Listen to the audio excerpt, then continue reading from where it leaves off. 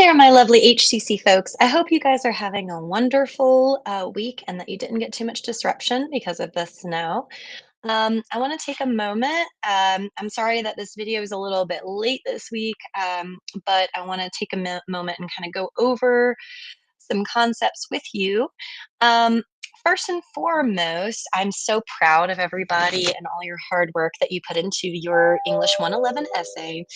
I know that you guys worked really, really hard on discussing your own personal narratives, and I'm really excited to see all of your stories. So I can't wait. And so, kind of backtracking to last week, where we were is we were both revising our piece from last week and then starting in on rhetoric. So, kind of coming forward a little bit more, we're going to go into rhetoric with a bit of a light lift this week because you just worked really, really hard on your project. And so I'm going to show you there's a rhetorical précis template and examples here.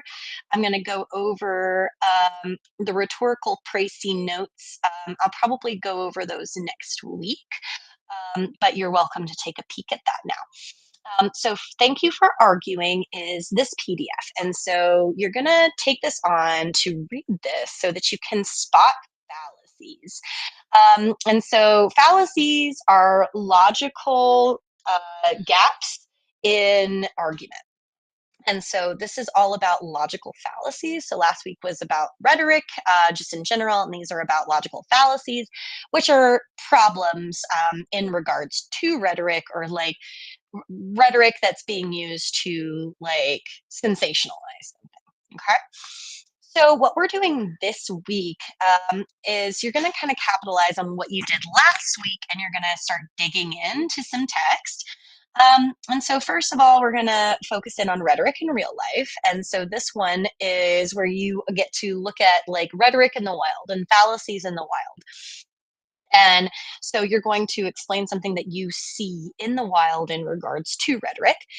And then an application is a speech from Barbie, where we're going to break down the rhetorical control of the speech from Barbie. And this is also going to, I want you to have your three annotations. And so you're going to um, respond to these directives right here. Okay. All right. So rhetorical fallacies. So we're gonna kind of jump right in to the logical fallacies lesson. Okay. So logical fallacies is one component of rhetoric. So I'm just gonna hit some of my favorites here so that you can see. Um, okay. So I'm gonna just kind of jump in with some information. Okay, let's skip ahead. This is a clip of the Barbie piece, so you can watch that. I'm trying to see what on here would be good for me to go over in the video itself. Okay.